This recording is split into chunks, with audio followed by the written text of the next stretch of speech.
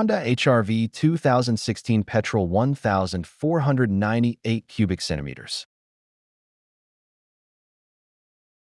To replace the air filter on a Honda HR-V, open the bonnet and locate the air filter housing.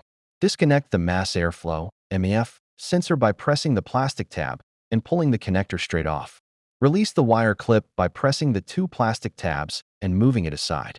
Unclip the four metal spring-loaded clips by pulling the plastic tabs outward.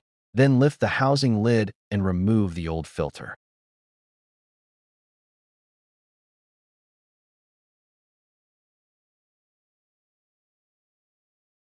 Fit the new air filter, ensuring the small cutout is aligned correctly so it sits flat.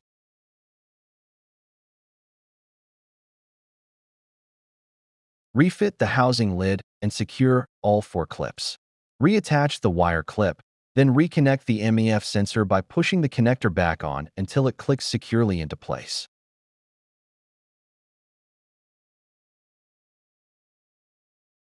Thanks for watching. Please like, share, and remember it's free to subscribe.